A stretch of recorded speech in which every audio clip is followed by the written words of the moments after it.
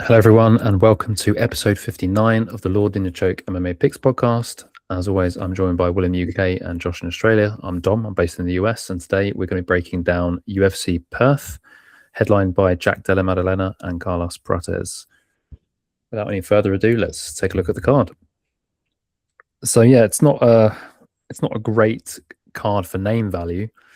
But there are some fights of intrigue, a lot of closely aligned fights. We're going to be breaking down the ones in red, but outside of the ones in red, guys, are there any fights that you're particularly looking forward to? I have been a very big proponent of the Road to UFC tournament. As I mean, you guys know me. So when I see Donmar fan down below there fighting Cody Steele, I'm pretty hyped already. I love the Street Buddha, as his nickname is called, and I'm looking forward to that fight very much so. Other than that, really, it's a bit of a sad card. Like, I know that there's lots of Australians on it, but like the name value kind of has fallen off. Like, I miss the days back when Whitaker versus Brunson was a thing, where we had like a Dan Kelly, an old Australian legendary fighter fight. Like, I'm feeling nostalgic for those times. But now I see the new generation fight, and it doesn't feel the same anymore because it feels like it's a diluted Australian product now. It feels very I don't know. It just feels weird. Like, typically when it comes to Australian cards, we see at least some like Asian fighters or some Chinese fighters. There's none of them here. It's like it's all white guy versus white guy, or whatever, right? So I don't have anything too exciting to say here, really. It's a typical Australian card that has really made me feel a bit nostalgic for what was once a very fun region in the world to watch fights. Now it's a bit of a lull, maybe, if you want to call it that. So yeah, just a bit of a rant there. So yeah, Will, what do you think? Do you know what? Weirdly, I feel completely the opposite. If you've asked me this, like, I don't know, 3 years ago, I'd have said the same thing, and we would have had Jack Jenkins, the Taffers, like headlining cards like this, or well, main carding cards like this, and it was really underwhelming. And Australia was trying too hard and failing to try and reproduce the stars from down under, like your Volks, your Whitakers, your Izzies. But you look at it now, and like, all of the Australian guys on this card, most of them are actually like decent compared to that aforementioned level. Like Salkild's, I mean, he's been given Benny Dariush, which is probably one of the like golden ticket matchups you can have. Well, should be anyway, because obviously it's chin shot. Urseg's kind of in the middle of what I was just talking about. Tuivasa, obviously an old one. Cam Ralston, Jacob Malkoon's been around a bit longer, but like, very competent fighter. I think he's on a winning streak, and he's been a big favorite in most of the fights. And Micallef as well. Like, he's not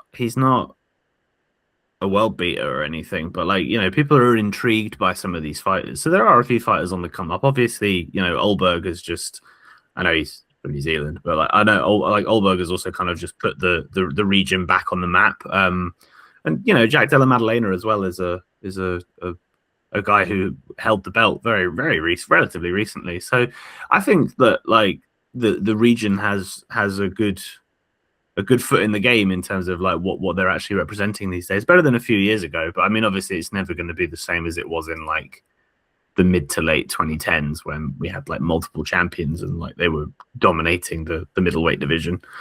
But yeah, no, I think this card is something that kind of, it rewards you for the work you put in, right? Because some of the names here off the top of your head, they mean nothing. But then if you know what to expect from Jacob Malkoon and Gerald Meerschaert, I mean, obviously not 2026 Gerald Meerschaert, it could be a really interesting fight. If we get grappling scrambles in that one, it could be quite interesting. But yeah, it's nothing flies off the page name-wise, but I think there are some fights I'm kind of intrigued by because there's a narrative to a lot of them. Because like Dariush versus Salkild could be a very interesting fight if he doesn't get killed in round one. But we'll see what happens. Yeah, it's an interesting one. So let's move on into the main fights, shall we? Yeah, let's do it. Over to Josh. Yeah, I mean, look, when it comes down to this fight, I'm going to try and take a very casual approach, which is like a bit weird to me because I normally feel excited for these fights, but because I've procrastinated a fuckload this week by playing God of War Ragnarok, I am behind on tape and behind on study. So bear with me here. I'm gonna probably have Will or Dom to do the heavy lifting here, even though my name's up there. So I'm gonna spout some bullshit. JDM is coming off a 5-round fight against Islam Makhachev, in which he looked really, really concerned. I mean, we all know that image of him looking just buggered to all hell in that 5th or 4th round. And whilst I don't expect Prates to make him look like that by any means in this 5-round fight, I do think that JDM is still going to maybe have some I don't know, demons or psychological breaks in his mind where he's like, fuck, what happened? What if it happens again? You know, the whole thing. Anyway, JDM, his striking, I would argue, is a lot more cleaner than Prates.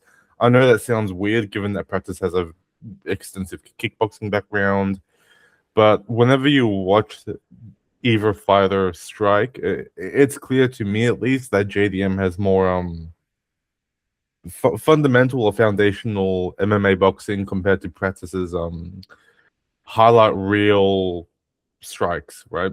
Prates has a decent striking game, but he's very one and done, kind of like flashy, but also kind of not flashy fighter. I mean, his spinning elbow attack against Jeff Neal last year was pretty nice, and then he has a win over Leon Edwards, which is also not that nice because it's Leon Edwards in 2026 or 2025, sorry. But anyway, the point I'm trying to get across here is that I expect JDM to at least look more crisp on the feet compared to Prates, but I do expect Prates to also have the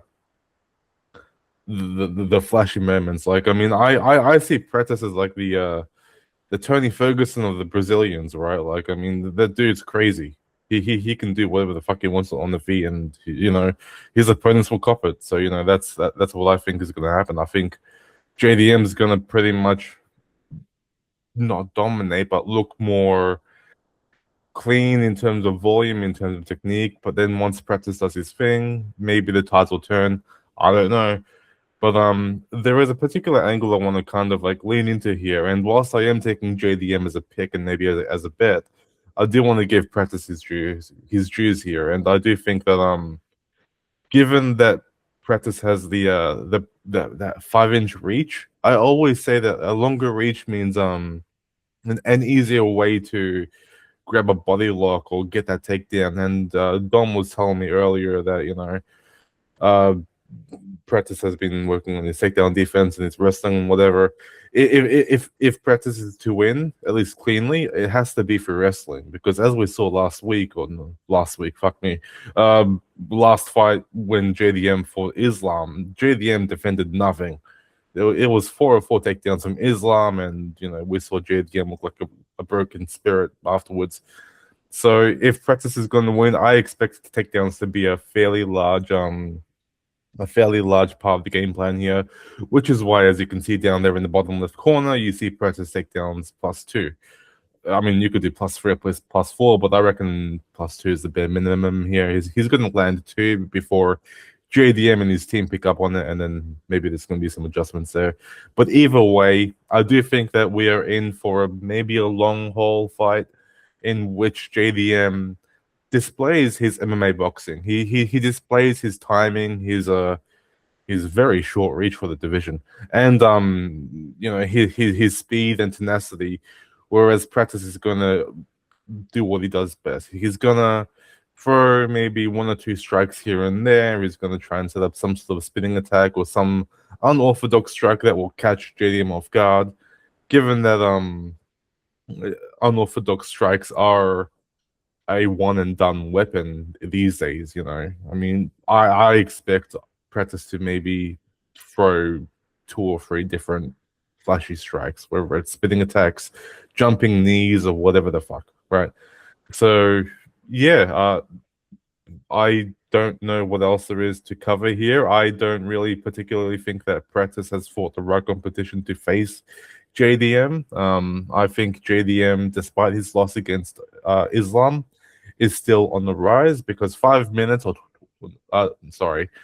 5 rounds, 25 minutes against Islam is like a lifetime's worth of experience, really. Because if you're being dragged to hell by Islam, you're going to come back looking fierce. And I'm hoping that JDM, in front of his crowd, his hometown crowd, I think he's from Perth, I hope he looks fierce. Because if not, then after the 4th round, if JDM's losing, we are going to see the crowd fucking march out.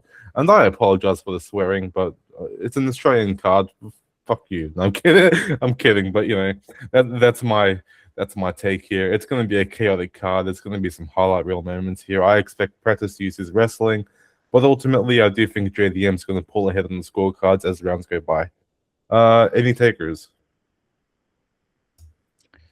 You go, Will, because my take's not that different to Josh's, to be honest. My take isn't really even a take, honestly. I'm aware of, like, you know, I got enough self-awareness to know where my analytical skills lie, and high-level striker versus striker matchups is just not my bag.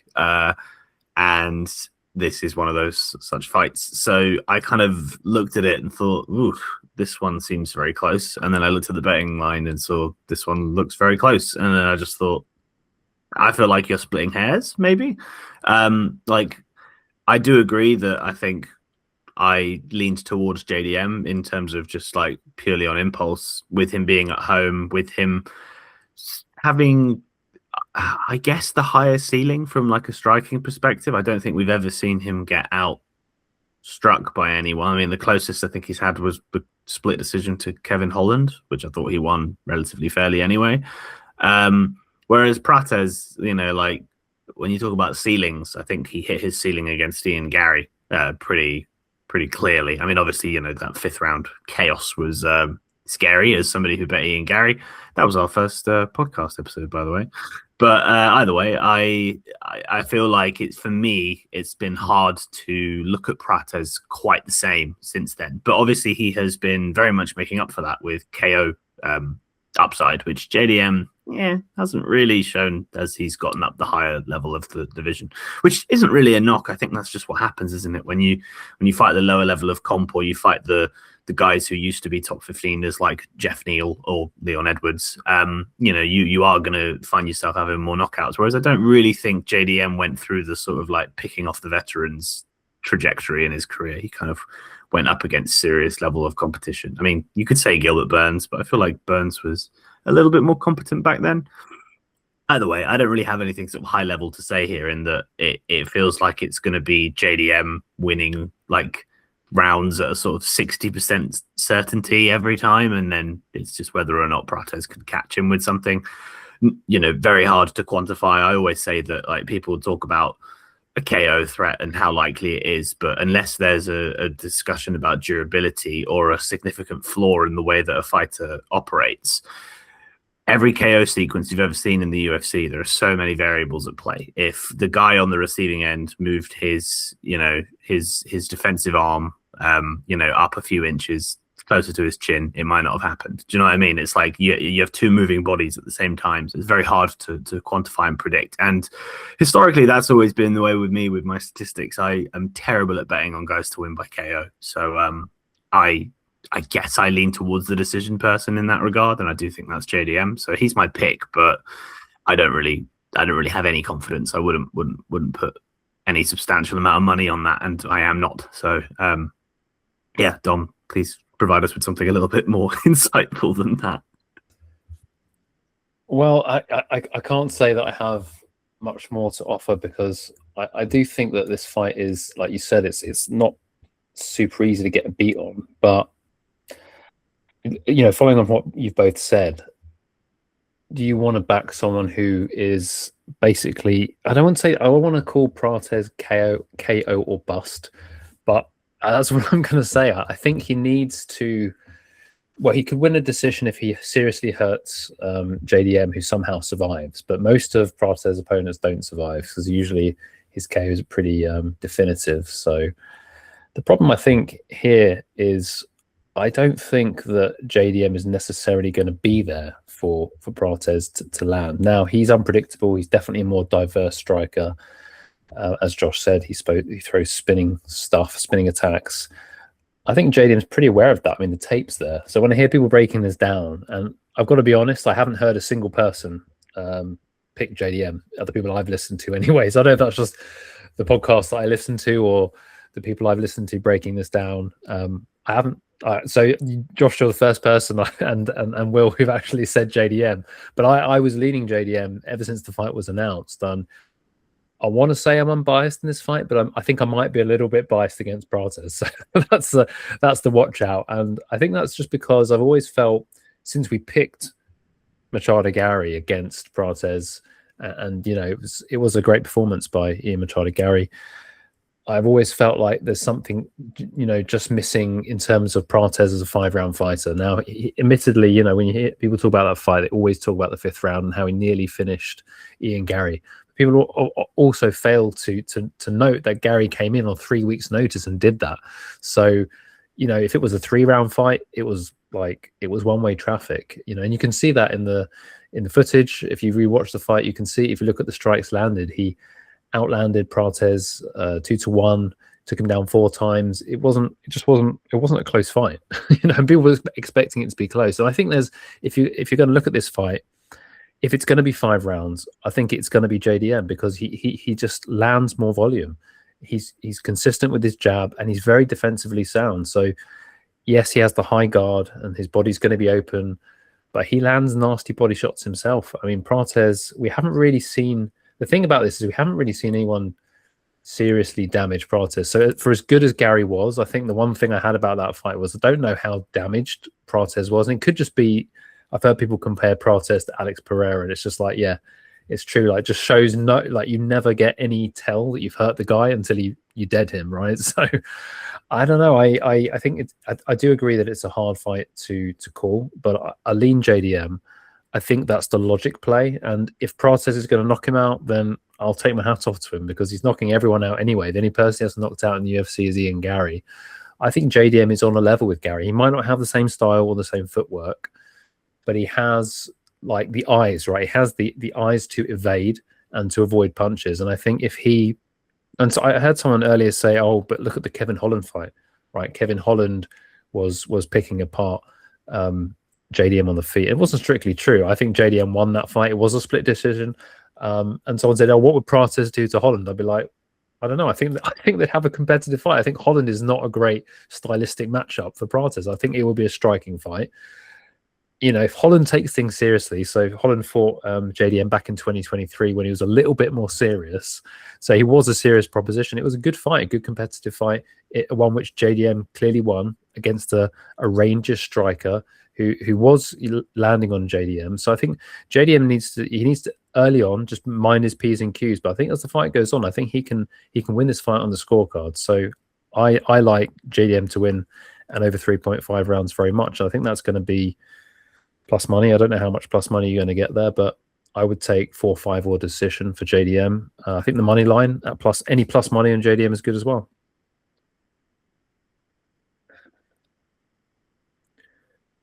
Over to you, Will. Oh boy. So the guy who always talks about women's MMA is opting to do a heavyweight fight. God knows why. Well, I'll tell you why, actually. This breakdown between Shamil Gaziev and Brando Pericic is not one that is necessarily going to be telling you about how somebody wins via stylistic, back and forth ability. But I feel like the numbers and the logic and the context are hard to ignore and probably should lead your betting decision on this one. And that's kind of always how I look at fights. So that's kind of the reason that I've targeted this one. And the main reason, in short, is that recency bias is afoot here, because I don't understand how somebody can look at Brando Pericic and have confidence in his ability to beat a guy in Shamil Gaziev who has shown a real variety of abilities, and somebody who I mean, it's tough at heavyweight. It's hard to say that he deserves to be like a top 15er, but it doesn't. I don't think it's crazy in my head to see him as like a top 20 guy. I couldn't necessarily point to his record and say that he's beaten XYZ sort of profile and therefore deserves to be. But I mean, he did put together a decent streak of wins before getting that Jairzinho Rosenstruik main event, which he obviously laid an egg. And then he put together a streak again, I believe, before getting KO'd by Waldo Cortez Acosta. But, you know, I don't necessarily blame him for the latter. But anyway, it's probably more important to zoom in on the Pericic side. Pericic is 6-1, and his UFC wins are accounting for 2 of those 6 wins, and they were against Ellison and Sutherland. I can't even remember Ellison's name. I've written Ellison in my notes. I can't remember his first name because who cares? I know Louis Sutherland because he's also on the card, and that fight happened at London. Myself and Dom didn't actually see the fight though. We went for a drink break and the fight was over so quickly that we missed it. But I've watched it back, and I watched the Ellison fight back, and it's just heavyweight man does aggressive heavyweight things, and he wins inside 3 minutes on both occasions. Like, fair enough, looks good, looks powerful, looks kind of speedy for a 6'5", 261 pounder. But like, I could probably point to a lot of dudes over the years in heavyweight who have got round 1 KOs over Ellison and Sutherland. Like, Ben Rothwell could do it. Chase Sherman could probably have done it. Ike Villanueva probably could have done it. I don't even know if you guys know who these people are, but like, it just doesn't. I pump the brakes, basically, is what I'm saying. And I mean, I went back and looked at his regional competition to see if there was any more evidence to really demonstrate that this guy was more than I was dismissing. And no, I mean, the Australian heavyweight scene is not particularly amazing, and the evidence of more round 1 KOs in under 3 minutes is kind of exactly the same. But there is one asterisk there: the fight against a guy called Randall Raymond, which is a great name, by the way. Sounds like a superhero or a supervillain.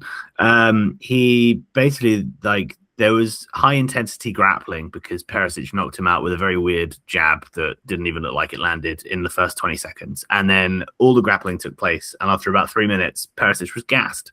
And it wasn't like a death gas in that he like got finished off of it, but he basically just tried to survive and didn't have anything offensively to throw back, and basically lost all of his respect of his opponent, who just got to round 2 and just poured it on him and went through the motions like he was fighting a white belt. A real yikes, terrible look. Pericic was 2-0 in his professional career. It was like 2 years ago. So I don't think, whilst I don't think that I should be sort of expecting the same from him, I also think it was near enough that it's not crazy to think that he's super, like close enough to that he's not super, like, developed from that point. Also, when you look at that Randall Raymond fella's record, complete can crusher. He fought Pericic when Pericic was 2-0, and like, that is very much in keeping with the records that he beat. Like, that guy doesn't have an impressive win on his record, except for hindsight has told us that Pericic is now a UFC guy. Anyway, so I've dunked on Pericic's record. He's not that good by the looks of it, and I think that the KOs of 2 very low-level heavyweights could very well be a Fugazi. So how about Shamil Gaziev? Very well-rounded fighter, decent striker. His UFC debut against Martin Budai was very impressive for a heavyweight level. I was just like, oh, okay, this guy actually has decent talent. He can grapple as well. We saw in the Dontel Mays fight. I know Dontel Mays is not a particularly good guy, but like, Shamil showed the intelligence to take the fight to the mat, the path of least resistance. He was quite active on top with his striking. It wasn't just a sort of like sloppy lay and pray. He wasn't trying to, advance position a whole lot. It was very sort of like Machine Taibura with a little bit more ground and pound kind of thing. But it was very competent. He was winning the round there. And, I think if you're a heavyweight wrestler, that's great. So there's that angle as well. He also pretty good at cage pushing. He's got a decent strength to him. So a well-rounded guy, and somebody who's shown an ability to do all of those things. The one knock on him obviously would be the cardio. That, like I said earlier, that Jairzinho Rosenstruik performance was pretty atrocious and pretty embarrassing. But he, I think he tried and failed on some takedowns and gassed himself out there, and that can happen. But when you look at the performance he put on against Mays following that up, he fought in Abu Dhabi where around that time, the fights they were doing inside arenas were like really sweaty and really hot, and fighters were gassing out left, right, and center.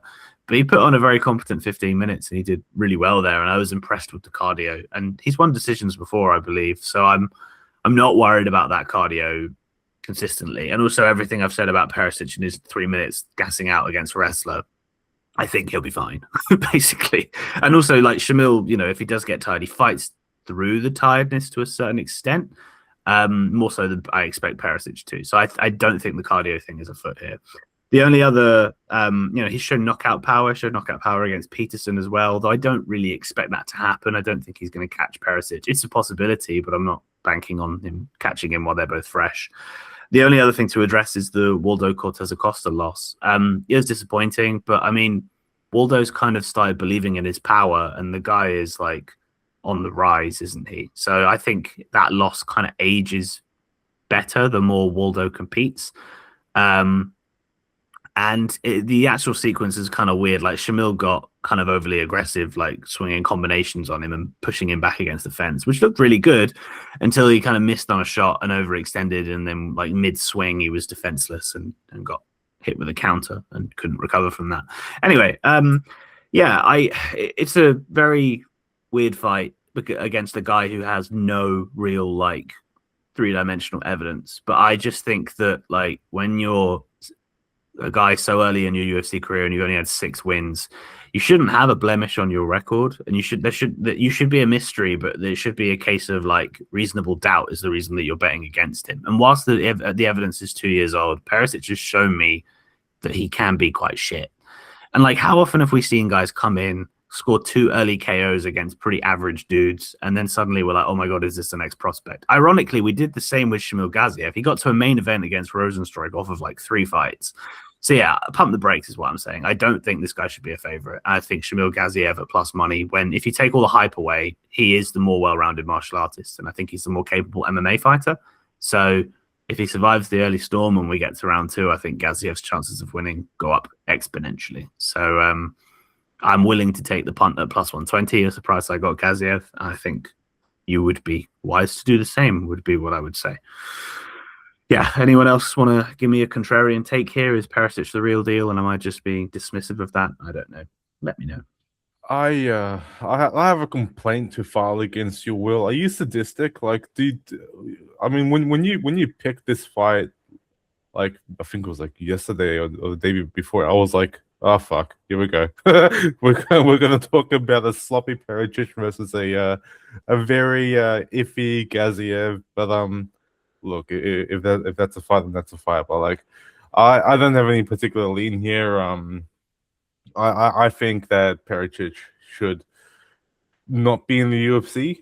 If he has wins against Louis Sutherland and Alicia Ellison, then those fights belong on the regional cards, right? Those fighters are just trash. And I just can't see Pericic in any realm or any like alternative universe out there winning against Gaziev. I mean, we are talking about a Gaziev who has more fights in the UFC than Pericic has fights in overall, right? Like we're talking about the Gaziev who spent a training camp preparing for Rosenstruck, who is he's a fine fighter. I think he's a bit underspoken these days, but he's still at that time a fairly dangerous fighter, right? I look at this fight, and my main instinct is I can't fucking care, and then my other instinct is, well, clearly Pericic is going to lose because 2 wins against Cans is nothing compared to what Gaziev been through, right? Like if Gaziev has wins against some high level fighters, I mean that's in like quotation, by the way. Like the entire heavyweight roster is, apart from like maybe 3 fighters, it's just like a diet camp gone wrong, and it's just full of these really shitty fighters who can't fight for crap. Like it's terrible. It's sad. Bring back Fedor. I don't fucking care. Anyway, I don't have any particular lean here. I will agree that Gaziev as a dog is a very good thing to look at or go for. But yeah, the Balkan Bear is about to be slain by by a guy from Russia who's got the beard of Chimaev and the body hair of that one guy a while ago. The commentary team was talking about this one guy with like a hairy chest, and I keep laughing at it whenever I think about it. But you know, if Pericic loses against Gaziev, then I bugger off Pericic, and that's about it really. I got no clean things to say here. I am stumbling and mumbling, but you know, that's it. So Dom. Yeah, I don't have anything interesting to say on this fight. I like Will said, we were at the event where Pericic fought last, and we did step out, but I didn't rewatch the fight afterwards, so I still don't know what happened, except that it was obviously a very quick fight and Pericic won. Yeah, I can see the logic behind Gaziev, and I'm certainly interested. As you said, there's a lot of unknowns. And Gaziev, it seems to me like he lost to really good fighters. Obviously, you mentioned Rosenstruck and Waldo Costa. And like you said, like his wins, I guess Budai, in retrospect, that was probably his best win. Maybe Thomas Peterson. Yeah, I mean, if he's going to grapple here, I think he's definitely live. And he trains with, well, he got brought into MMA by Khabib's father. That's how he got into MMA. I was just reading about how he got brought in. He was a professional volleyball player. I think I mischaracterized him on a previous episode and said he was a professional gamer, which is definitely wrong. He was a professional volleyball player, and he was spotted by Khabib's father and brought into the gym, and that's where his MMA career took off at the age of 30. So I guess that's one thing. Like Pericic may only have 7 fights, but he, just looking at the photos, this is completely. I'm talking off beat here. Looks like Pericic had a hard life. He's been fighting most of his life, so lots of fights that aren't on his record, shall we say. But no, Gaziev is the more experienced fighter. It's definitely interesting. This is plus money. I guess the other X factor is just that it's in Australia. But yeah, I like the Gaziev play. I'm definitely thinking about tailing you here. I'll do a little bit more checking because I don't think the odds are going to swing too much. I think they probably. Have they been going up and down? What's the odds action been like on this fight, Will? I think Perisic opened at like -150, and it's been like very slowly creeping towards the Gaziev side, but not a whole lot of movement. I think from like +130 to +110 is pretty much what we're dealing with. So not much, but slightly in his favor. Yeah, so it's just about, I guess, for Gaziev, like getting through round 1, right? And if he hopefully can grapple early when the onslaught comes, I'm assuming there's going to be an onslaught based upon what you said about this man. Then if he goes out of round 1, probably his chances of winning go up a lot. So that's why it must be closely lined, because people are thinking, Gaziev has been melted in round 1, and this guy tends to melt people in round 1. So yeah. I'm supportive of any underdog, but especially one where there's good logic behind it. So yeah, hopefully Shamil Gaziev turns up and gets his grappling game together. Yeah, I was quite torn between breaking down this fight, Micallef against Gorimbo, and the Vince Morales against Colby Thickness. In the end, I went for this one purely because I'd done a little bit more tape for this one. I was just taping the Thickness Morales before I came on, but didn't really get the full picture there just yet. So Jonathan Micallef is a fighter that we've covered on the podcast before, and I believe that both Will and I, maybe Josh as well, backed him to beat Oban Elliott. And that was a fight that was quite shocking actually on the rewatch. I think on the night that I watched Micallef against Oban Elliott, I was just mainly relieved that he subbed him midway through the second round. But that was definitely a sub that came against the run of play, because the fight was 7.5 minutes of stand-up fighting, and in one in which Micallef looked pretty awful. So Micallef has only had 2 UFC fights, and he had a Dana White's Contender Series fight. So he's 2-0 in the UFC. He beat Kevin Doucette in basically a 3-round striking fight, which he looked okay. I don't think he looked amazing, but he did a little bit more than Doucette. He won the first 2 rounds and dropped the 3rd round to Doucette. That was in Paris, so he was an away fighter, so it was a pretty impressive victory. Although Doucette has now been cut from the UFC, and he lost his first fight in the PFL recently as well. Got knocked out. So yeah, I don't know. Kevin Doucette, okay fighter, but it's not like a fantastic or like an amazing win. And then the Oban Elliott one, you know, like I say, he was losing. Like he did actually knock Elliott down in the first round, which you're like, what? Okay, well, doesn't that mean he did well? It's really weird. Like he knocked Elliott down, but he lost every other second of that round. Like that was the only thing he did in that round. He was getting pieced up, he was bloodied up, and he looked a bit despondent on the stall. He really couldn't get anything going in the striking against Elliott. Was just way too fast and just much more accurate, better with combos. It was just like completely teeing off from Micallef. And the ending sequence, in case anyone's forgotten, is actually Oban Elliott hurt Micallef badly and went in for the kill and just overthrew too many, allowing Micallef to get underhooks, body lock, trip takedown, and just subbed him so quickly. And I think that's worth mentioning that Micallef is a submission specialist. This guy, look at it. I mean, look at him on screen. He's absolutely ripped. He is the size of a middleweight. This guy is enormous in terms of height and like size.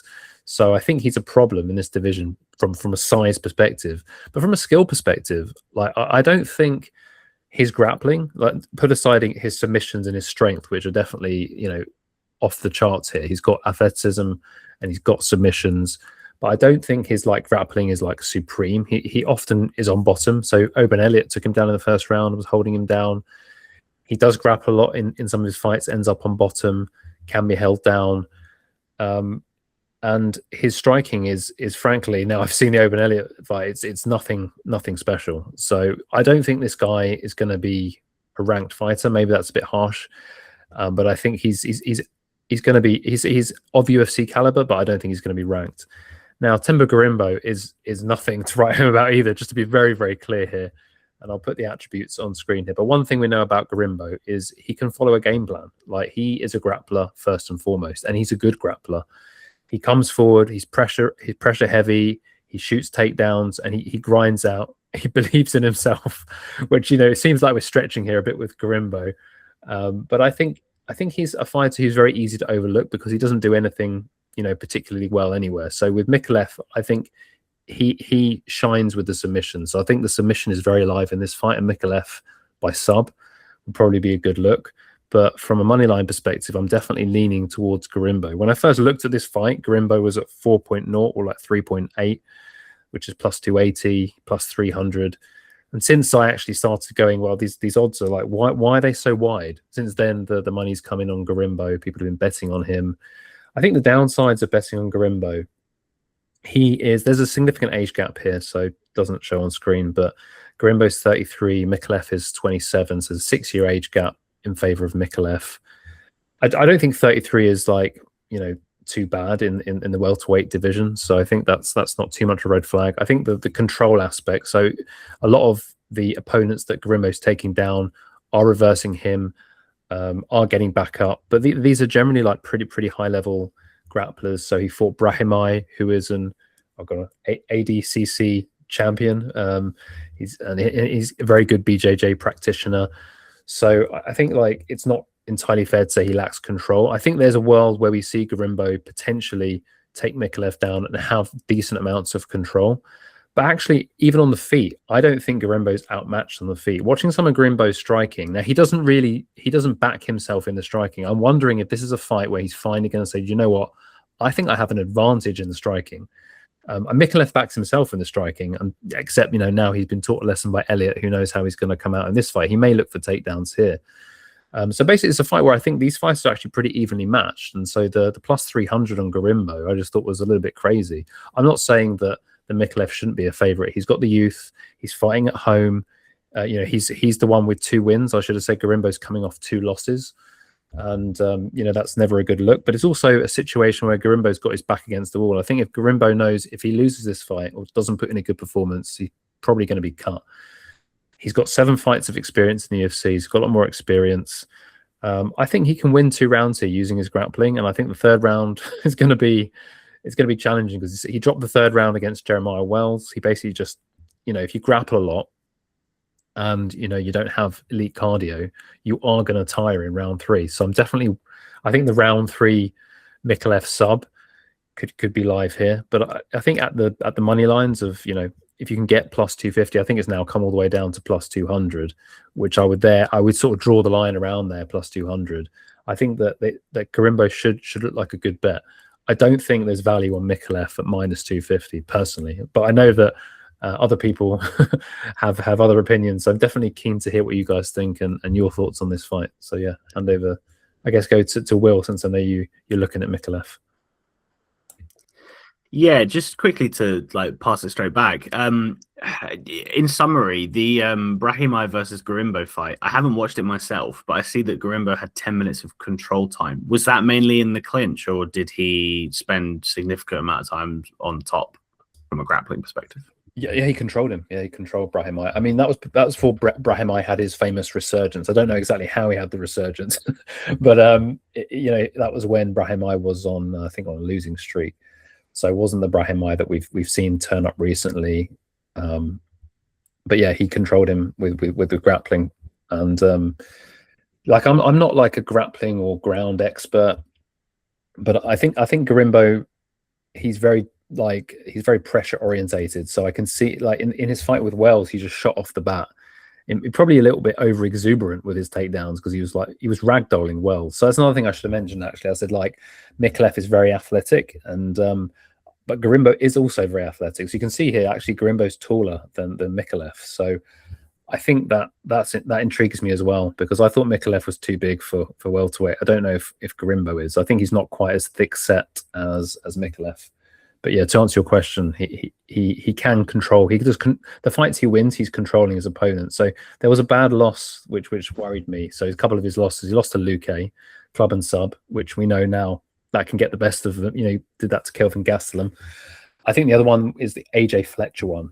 But if you watch that fight, that was a fight which Gorimbo was dominating with his grappling, and it was a club and sub. So like a quick elbow by AJ Fletcher, and jumped on a guillotine and subbed him. So I think a lot of people are betting Micallef by sub this week, because they're just wicket gapping it and seeing Gorimbo's been subbed. I would be surprised, actually, if Gorimbo gets subbed outside of it being a club and sub or him gassing. So I'm not saying it's a bad bet, but I think, like, if you're just looking at the grappling side of things, I think Gorimbo is competitive. He's potentially better at striking and grappling than Micallef, and that's where I think people might be overlooking. I'm not saying he is. I think youth, trajectory, home advantage, everything's with Micallef in that respect. So I give him an edge, but I don't know if I would give him like a 66 to 70% edge here. I would say, like, we're talking like, I think we're going to see a competitive fight. So I'm thinking like 55%, 60%, Micallef, but not these. I think I should have said, when I first looked at the fight, I was like, oh yeah, Micallef's he's going to run through Gorimbo. That was my initial impression. I was like, he's going to run through him. And that's because I don't really like Gorimbo. I've never really liked him, but I think you always have to look at style matchups, and you have to consider, the styles, and that's really why I think Gorimbo's in with a chance, because Micallef is really not dangerous on the feet. Like, his striking is loopy, he's plodding, and we just hadn't seen that exposed so badly as when we saw it with Elliot. Sorry, I'm rambling when you wanted to give your piece on Micallef. No, that's cool. I felt like I knew how I felt about this one, but I realized a bit of a blind spot. I didn't tape that Brahimaj fight, and yeah, like you said, it's weird resurgence from Brahimaj. So I don't know what version of it we're talking about. It's kind of tricky, but yeah, I mean, I based most of my opinion on this one off of the Gorimbo versus Jeremiah Wells fight, and all I saw was terrible top control and not so good grappling from a defensive perspective from Gorimbo, and also like a real ability to offer up submission attempts to an opponent. I mean, Jeremiah Wells attempted 3 submissions against him. I know he didn't get any of them, but like the arm triangle looked like he was kind of working through it, which just makes me think that Micallef could have some success in that regard. I also I think that Micallef's submissions look like really impressive. It's hard. I always find I get really impressed by when I see a submission that I deem quite slick. Like the way that he submitted Urban Elliott was really crafty, in the way that he sort of like faked attacking with his right arm and then snuck the left arm through for the actual choke. Because if you watch that sequence, it's actually quite sneaky the way he does it. I think also I remember his Contender Series win. I think he won by triangle. I was really impressed by like lightning fast setup there. It was one of those ones. It was really interesting. sometimes that's a bit fugazi though, isn't it? Like just because somebody's got very good submissions from a sort of like opportunistic perspective does not mean that they are a good 15-minute defensive grappler from an MMA perspective. Sometimes it can be the opposite. You know, if you've got a very good submission game and you believe in it, that increases the amount of time that you're willing to spend on bottom. But anyway, back to like my actual breakdown here. Like, based off of what I saw from Gorimbo against Wells, which again, like just to asterisk that, I need to do more tape here. There's more to it that I haven't looked into, but I just wasn't impressed by Gorimbo's ability to hold his opponent down. And if Micallef commits to his get-ups, or has success in finding submissions or sweeps or whatever, I think that on the feet, whilst Micallef had a bit of a rude awakening against Oban Elliott, I personally don't think it's relevant, because I think that Gorimbo would also struggle in that same department, in that same way. And I think if Gorimbo fought Kevin Jusei, I don't think he would outstrike him quite to the extent that Micallef did. Not that Micallef dominated him, but he was competently better. I just think that if this was pure kickboxing and the statistics say that there was not a single second of control time for either man, I would expect Micallef to win like at least 60% of the time, probably more. So I would therefore say that Gorimbo's chances of winning on the feet are probably scratched. He could do the whole like wrestling only, where he just sort of like clinches and crotch sniffs and does mat returns. That's potential, but again, doesn't score very well with the judges. And Micallef would probably attempt quite a few submissions during that time. I imagine a guillotine or 5 would be attempted by him, which could work out in terms of like the scoring. So that route may not be on the table. So then it really does come down to, can Gorimbo hold multiple minutes of control time and do something with them? And that's kind of where my blind spot is, because I've not taped it so much. All I can tell you is against Jeremiah Wells, absolutely not. I mean, he had 6 takedowns. I think he had 4 in round 1 or something, but he did so little with it that the fight was very much still in play. And then Wells just came back and didn't dominate him, but was just sort of like, I'm still here. And Gorimbo couldn't get the 2 rounds over the line. So I think when we're looking at the betting odds, from based on the breakdown that you've given, like Gorimbo does have his main path to victory, I assume, just because Micallef hasn't had a whole lot of time on bottom. We haven't seen him using multiple get-ups and just sort of showing himself to be somebody that's very hard to pin on the mat. So we can't say that Gorimbo isn't going to have success with plan A, which is, which definitely means that you shouldn't be too big of a dog if that summary is true. So I can't fault the plus 250. But I mean, I'm going to go away and have a look at Gorimbo's win over Nico Price and Ramiz Brahimaj. And if I'm still not convinced by his top control, which it sounds like I probably might be confused by, if I'm still not convinced, then I think Micallef, just on numbers, I don't see how Gorimbo wins the fight consistently. So it all comes down to that top control, which I still need to do more tape on. But I'm open to a Micallef play. I'm definitely open to Micallef by submission. I think from what I saw against Jeremiah Wells, I think Micallef should have opportunities to hit one of those. I think I'm sitting at like plus 200, which, considering he's minus 200, I find that quite surprising. Gorimbo will definitely try and grapple him. So I think Micallef has shown guard subs as well. So submission seems like probably the more appealing lane. So maybe I won't, like, considering I came into this one expecting to sort of be contrarian, and I've spent a fair amount of time giving credence to your plus 250. Maybe I shouldn't be playing Micallef at like minus 200 or whatever as a parlay leg. So I think I'm stepping away from that one slowly live on air. But the submission prop still does appeal to me. I think I'm pretty sure I'll be taking that one. Josh, we're one apiece here. So who are you siding with? Give us the deciding analysis. Yeah, I mean, look, you pretty much said one thing that I have highlighted in my write-up pretty much consistently, and that's a Micallef sub. Like, that's the one kind of angle I see, like, hitting, really. Because when you look at Gorimbo and the way that he wrestles, he is not very technical. He is brash and aggressive and sloppy. I know that there's a lot of volume involved when he wrestles, but like, it's also desperation, kind of like takedowns, right?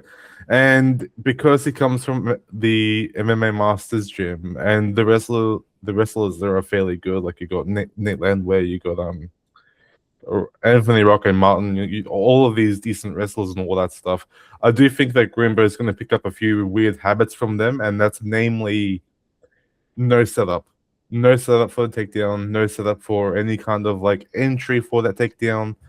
And whenever you see Gorimbo be the aggressor, it's very evident that he has no thought process to get the takedowns. And because of that, I do think that Micallef is going to attack either the Das, the Anaconda, the Guillotine, the Bulldog choke, if there is ever another Bulldog choke. You know, who knows?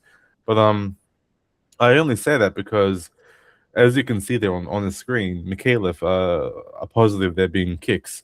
He is going to want to keep the kicking range, because if he doesn't keep the kicking range, then Gorimbo is going to modify his takedowns to be more body lock centric compared to leg attacks or whatever.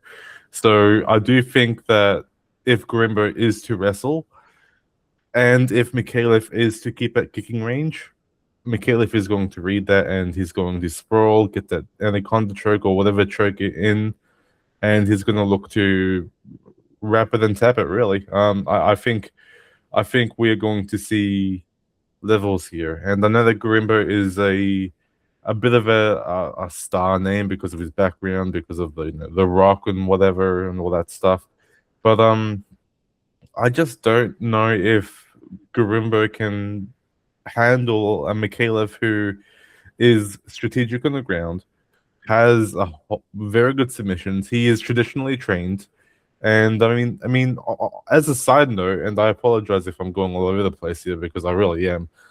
This is Gorimbo's third time out of the US. He's fought originally in South Africa. He has a fight in Abu Dhabi or Dubai or whatever, and then he's fought in the US. So this is his first time in Australia, and as we know, the time zones between Australia and the US are fucked. And I think if Gorimbo is not sufficiently ready for the time zone change and whatever, he could come in looking slower than dog shit. So I'm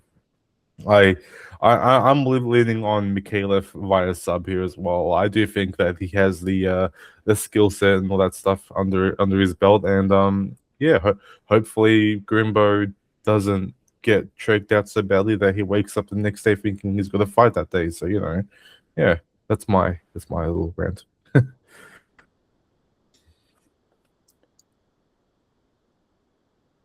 Okay, we've got our bets now. So over to Will. Yeah, Gaziev talked about Robert Brejek is a interesting one. The money line's come in on that one. I think a lot of people have been betting on him. Cam Ralston is a bit of a brawler. We saw from that Cody Brundage fight that he is happy to just bite down on the mouthpiece and swing for the fences. And Brundage is obviously not a very good fighter, and crumbles quite a lot against that kind of pressure. Brundage hit him with a couple of shots that kind of made him go, oh shit. And I think that Brejek is competent striker, durable guy, aggressive guy, somebody who wants to be in that boxing range and be in like a sort of big swinging contest. It's exactly what he was hunting against his last opponent, whose name escapes me, Tavares, and he finally got that with a late finish in round 3. I basically just think that he is probably the worst stylistic matchup that somebody like Cam Ralston could currently go up against. Cam Ralston doesn't really actively look to grapple, but he might do. That's obviously the worry here, and if he does, then this bet's a piece of shit.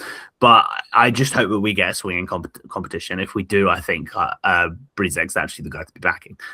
Taito Iwasa by KO and to win in round 1. Kind of self-explanatory. Louis Sutherland was getting knocked out in London about a month and a bit ago. And here he is flying halfway across the world to face Taito Iwasa, who the UFC desperately want to give a win to. Tai is still worth something to them.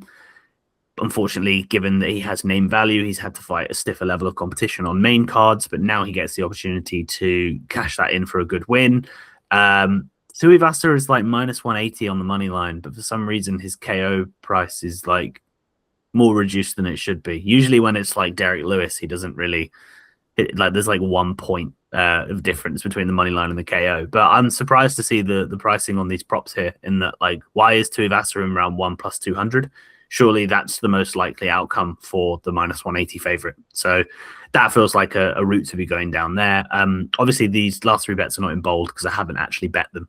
And the Micallef one, I've kind of talked myself out of live on air. I am going to play Micallef sub, I think, but I probably won't back that parlay. So a kind of a small slate for me this week. It is a kind of difficult card. There's not a lot of guys to be super confident in, but hopefully I can come away with profit in the limited bets that I do have.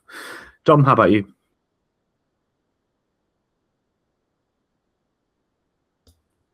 Yeah, so I think I'm going to take JDM. It's not like a super confident take, but I think I'll also play the long props as George put up on screen. Definitely like the sound of Gaziev, so I'm going to look into that. He's not taking any bets out on him. I'm backing Gorimbo. I think if you can find him above plus 200, I think the fight's going to be competitive. You know, I do like aspects of Micallef's game. I didn't want to like shit on him too much, but you know, he's young and he's improving, so I could definitely think he's, you know, should be the favorite. But I think Gorimbo's live here. I think he's being overlooked a little bit. He's not training at the same gym, actually. He went to a gym in Russia. He's been training. He did his fight camp in Russia, Valhalla Fight Club, with a bunch of Russians. So maybe his entries aren't going to be so sloppy now, but we'll see. And he didn't arrive super early in Australia, but he arrived around the same time that like a bunch of fighters from the US arrived, like Vince Morales, for one. I think Robert Bricek, he arrived very early in Australia, so I think that's a good sign. I haven't looked into the Bricek fight yet, so I quite like Ralston from his previous 2 fights, and I think we've backed him. I think I backed Ralston on the Contender Series, and I backed Ralston in his last fight and the one before that. So yeah, that's why I haven't looked into it. The odds were quite wide, and I assumed he was the side, but I haven't seen much of Robert Bricek fighting, so I think I need to take a look at him and consider him. Yeah, I got Vince Morales. You know, I said I was close to choosing this fight, actually, and maybe that should have been the one I went for. Bit easy to sell Morales, I think, but potentially in this spot, maybe not. I just don't think Thickness is really a UFC level fighter. I'm sorry, Cody Thickness. Yeah, I just think he's, you know, like his fight against Musase's last fight was just like sloppy. He got hurt badly.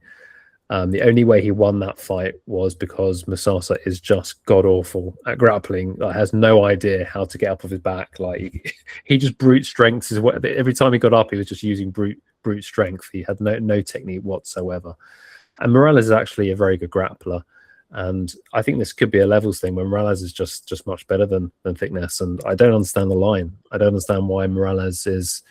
Well, the line's come in a lot, sorry. So I think Morales opened up at like plus 150 or something. I'll have to check.